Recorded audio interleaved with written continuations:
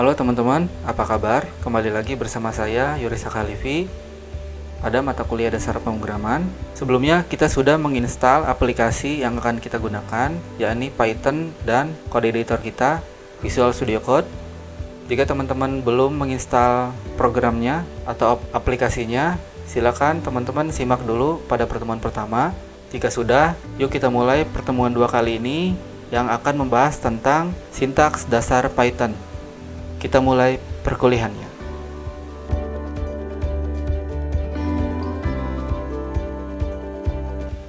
Oke teman-teman, ini adalah proyek kita di pertemuan pertama. Ini sintaks sederhana untuk menampilkan output menggunakan print. Nah, di sini sebelumnya saya akan ubah dulu tampilannya agar fontnya besar, dan posisinya juga kita akan ubah posisi terminalnya. Yang pertama kita ubah dulu posisi terminalnya. Saya akan buat terminalnya di sebelah kanan. Jadi di sini kita gunakan klik kanan, move panel right. Nah, seperti ini ya. Jadi terminal kita bukan di bawah lagi tapi di sebelah kanan. Supaya enak dilihat ya. Setelah itu saya akan mengganti ukuran font ini agar terlihat oleh teman-teman.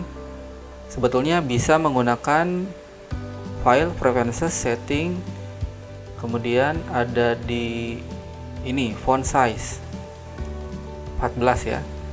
Tapi kita di sini tidak akan menggunakan itu. Kita akan membuat folder baru dan sebuah file untuk menyimpan settingan dari si font ini. Karena bedanya jika kita menyeting fontnya di sini, otomatis project yang lain juga akan terkena dampaknya. Jadi kalau misalkan ini kita ubah 18 di sini, jadi pada project lain otomatis akan menjadi 18. Nah, bagaimana caranya agar cukup di project ini aja yang fontnya besar? Caranya kita buat folder baru. Ini teman-teman mau diikutin boleh, enggak pun enggak apa-apa. Saya buat folder namanya .vs code. Nah, ini ikonnya biru. Di dalamnya kita buat file baru namanya settings.json. Nah, kita akan menggunakan JSON ya di sini untuk konfigurasinya. Kemudian kurung kurawal buka. Di sini kita masukkan listing kita. Saya akan merubah dulu font yang ada di editor kita, yang ini yang di tengah ya. Editor font size. Nah, tadi di setting berapa? 14 ya defaultnya. Kita akan ubah contoh menjadi, saya pengennya 20 aja deh. Nah, segini. Selanjutnya saya akan merubah ukuran font dari si terminal ini dengan menggunakan font yang ini ya, terminal integrated font size. Nah, font size nya juga sama, ukuran defaultnya 14, kita ubah menjadi 18 aja deh. Nah, seperti itu ya. Kelihatan ya teman-teman ya. Jangan lupa ini dikasih koma biar nggak error. Nah, cukup. Oke, setelah setting itu saya akan membuat file baru di sini. Namanya test misalkan ya, test.py. Oke, ini menu sebelah kiri bisa kita hilangkan dulu agar tampilan kode editornya menjadi lebih luas. Seperti ini ya. Gitu ya. Oke, yang akan pertama kita bahas adalah mengenai statement. Di dalam Python ada statement. Statementnya itu seperti ini. A sama dengan 10. Statement. Ini saya beri komentar. Nah, di dalam Python itu tidak perlu menggunakan tipe data di depan variabel. Nah, ini namanya variabel ya, statement variable. Seperti ini, dia tidak membutuhkan integer atau var atau float. Ini tidak perlu sebetulnya. Jadi cukup seperti ini aja, dia sudah tahu nih dia itu tipenya apa. Nanti kita bahas. Karena pada dasarnya statement ini tidak memerlukan awalan integer tadi ya teman-teman ya. Berbeda halnya jika di C++. Kalau C++ itu ada yang namanya inisiasi ya. Nah, si inisiasi ini di dalam C++ dia memerlukan seperti ini, integer A sama dengan 10. Jika tidak maka error, karena dia tidak diketahui tipe datanya apa. Nah, berbicara tipe data nanti akan kita bahas. Ini kita hapus dulu. Atau ada juga statement multibarisnya milik si Python.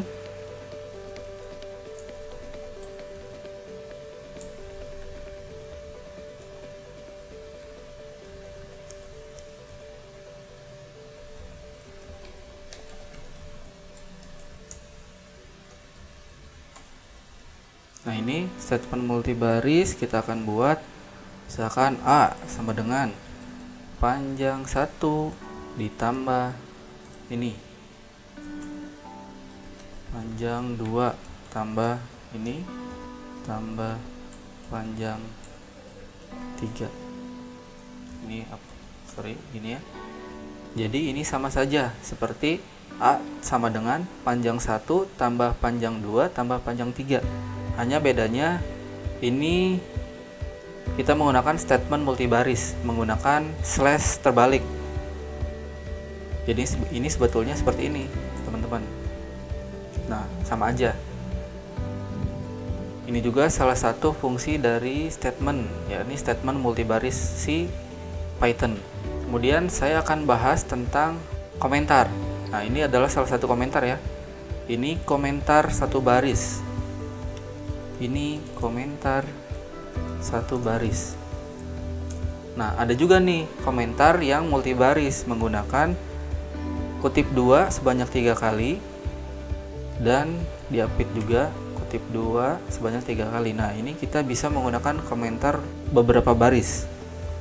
Ini adalah contoh komentar multibaris bahasa Python. Nah, ini tidak akan terbaca di dalam output kita karena dia hanya komentar ya sifatnya. Jadi ini hanya untuk menandakan bahwa ini bagian A, ini bagian B, ini bagian C, seperti itu. Itu bisa saja. Kemudian saya akan bahas tentang variabel. Nah, ini juga termasuk variabel ya, A sama dengan 10. Dalam menggunakan variabel ada caranya nih, jadi tidak bisa sembarang kita menggunakan nama variabel. Contohnya, nah variabel ini kita tidak boleh menggunakan angka di depan. Nah, ini nggak boleh. Kemudian, nah ini nggak boleh ya. Yang boleh adalah kita memberikan seperti ini, jadi di belakang huruf. Jadi tidak boleh angka di depan, setelah itu huruf, harus seperti ini ya. Nah, untuk yang bawah ini bisa seperti ini, jadi digabung, atau alternatifnya jika teman-teman takutnya bingung, kita bisa menggunakan underscore. Nah, ini ya. Atau biasanya juga ada nih programmer yang suka bikin kayak gini. Misalkan contohnya panjang meja. Di sininya huruf kecil dan mejanya huruf besar, ini sama aja, ini bisa. Misalkan ini kita isi 10 juta. Panjang satunya misalkan 5. Panjang meja 10. Nah, ini statementnya boleh kita gunakan. Yang ini juga boleh. Ini juga boleh. Nah, ini cara membuat nama variabel ya teman-teman ya. Kemudian kita akan membahas tentang array di dalam Python ini. Pasti teman-teman udah tahu ya array itu apa. Pasti belajar juga di mata kuliah logika dan algoritma. Di sini saya punya variabel namanya bulan sama dengan, nah ini akan kita isi dengan array. Caranya untuk membuat sebuah array kita menggunakan kurung siku. Nah, ini adalah penanda bahwa dia itu adalah array. Kemudian di sini misalkan bulan Januari. Kemudian Februari. Kemudian Maret. April. Mei. Juni. Oke, ini saya toggle wrap dulu agar terlihat tidak ke kanan. Nah, seperti ini. Kemudian ini juga saya akan beri komentar dulu. Caranya memberi komentar sekaligus dalam Visual Studio Code cukup menggunakan Ctrl/. Nah, dia akan menjadi seperti ini. Otomatis akan menjadi komentar.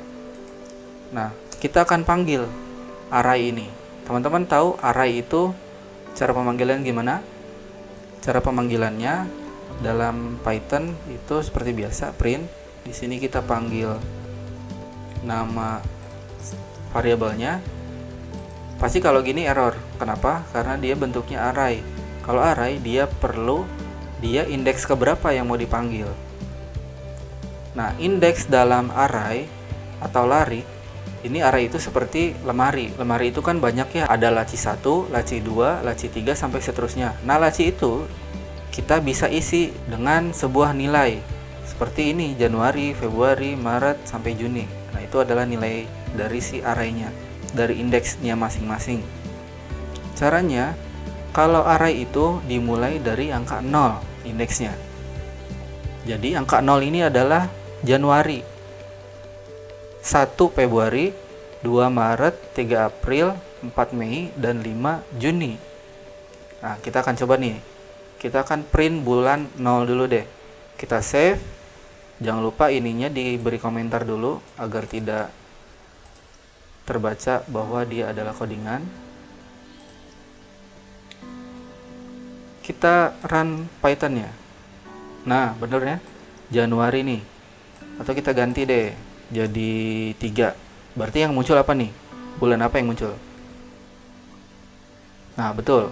0, 1, 2, 3. Yang tampil adalah April. Kita run lagi biar nggak penasaran.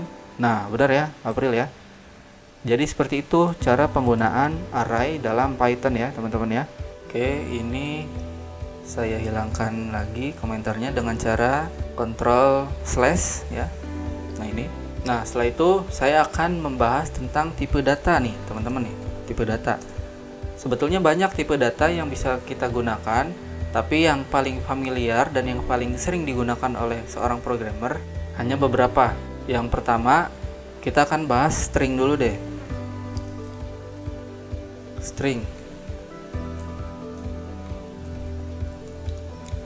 String ini dia tipenya bisa angka dan bisa huruf. Jadi ini adalah perpaduan karakternya ya.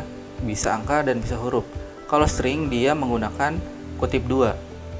String sama dengan misalkan nama saya deh ya, Yuris Al-Khalifi. Ini adalah contoh string. Nah, tadi kita sudah membahas bahwa Python ini tidak memerlukan inisiasi seperti C++.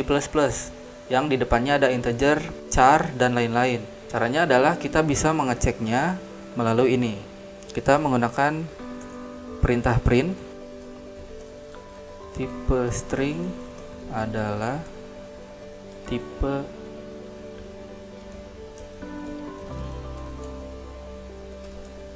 sini kita akan membuat perintah tipe. Variabelnya apa nih yang mau kita lihat tipenya?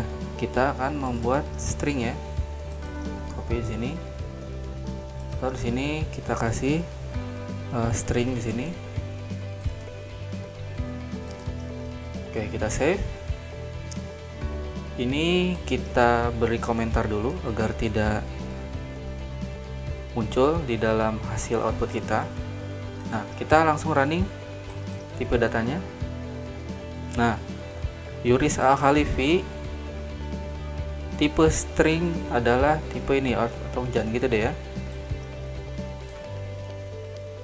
adalah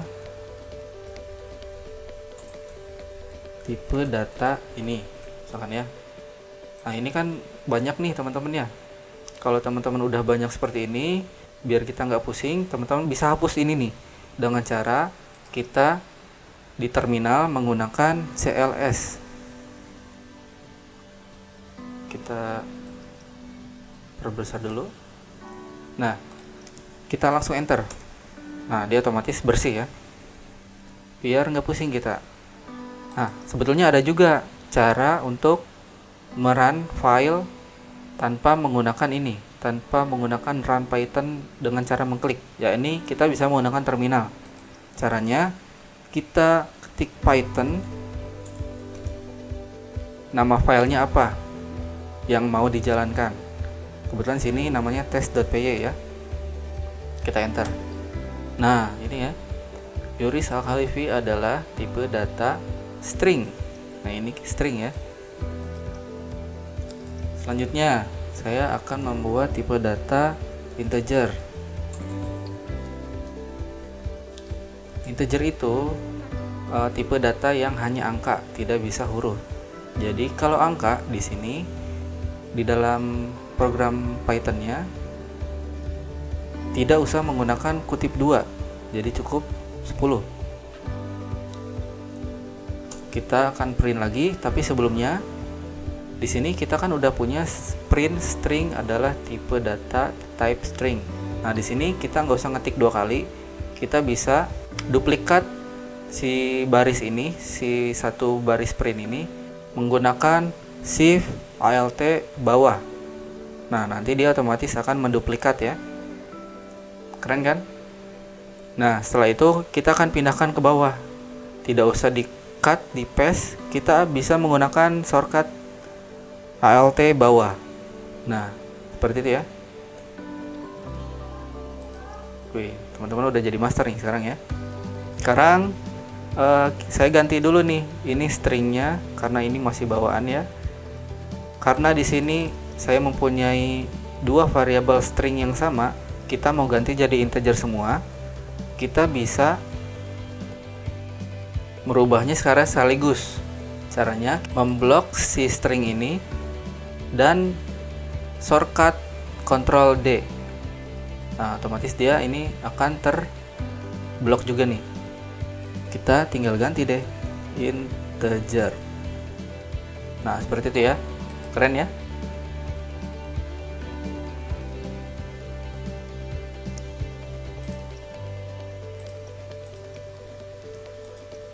Setelah itu kita langsung running aja, atau bisa menggunakan ini deh, Python test.py. Nah, Yuris Al-Khalifi adalah tipe data string, sedangkan 10 adalah tipe data integer.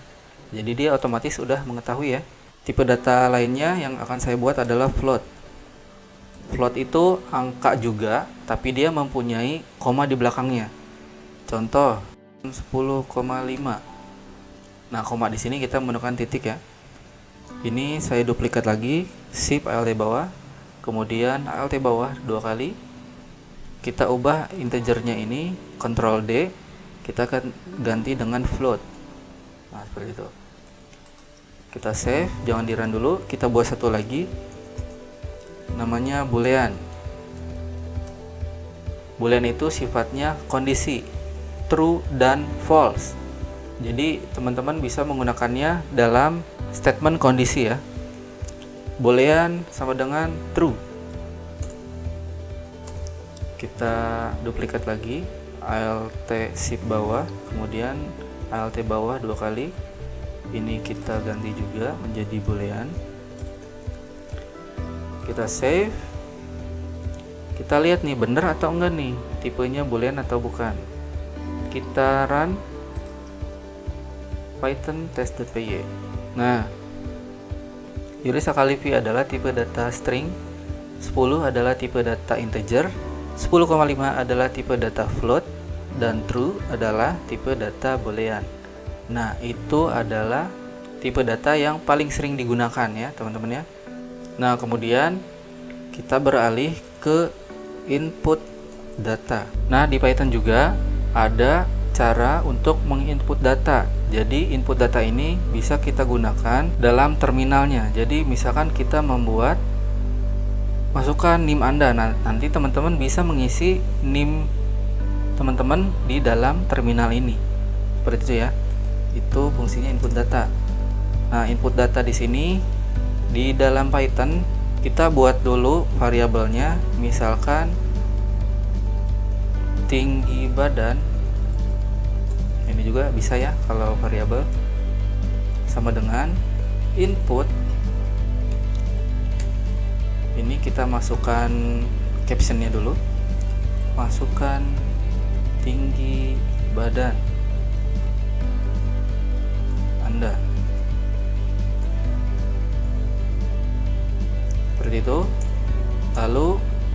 menampilkannya kita menggunakan print juga, sama print juga. Di sininya kita menggunakan tinggi badan. Nah, jangan lupa ini juga di komentar dulu biar nggak ikut terbaca. Kita save. Oh iya, kita belum ngasih statementnya nih. Kita kasih statement di sini. Tinggi badan yang di input adalah, jangan lupa dikasih koma setelah kutip 2. Kita save. Ini kita bersihin dulu menggunakan CLS. Kita running lagi dengan cara python test.py. Kita enter. Nah, ini kita bisa isi nih di sini nih. Masukkan tinggi badan Anda, misalkan 174. Kita enter. Nah, tinggi badan yang diinput adalah 174. Ini kan tinggi badan itu biasanya angka ya, sudah pasti angka kan, gak mungkin huruf. Untuk membuat input berupa angka yang sudah pasti angka, teman-teman cukup tambahkan integer di depannya. Nah, berbeda halnya dengan variabel. Kalau input yang sudah pasti integer atau berupa angka, ini ditambahkan di depannya integer kurung input kurung lagi, ini captionnya, kurung tutupnya 2 kali. Kemudian save. Kita lihat ada error atau enggak. Python test.py. Masukkan tinggi badan Anda 5. Nah, tidak ada error ya ternyata. Tinggi badan yang diinput adalah 175. Ini sama aja. Jadi kalau teman-teman mempunyai tipe data yang sudah pasti integer dan akan diinput, silakan aja menggunakan integer input seperti itu teman-teman ya. Oke, saya akan membuat file baru namanya input output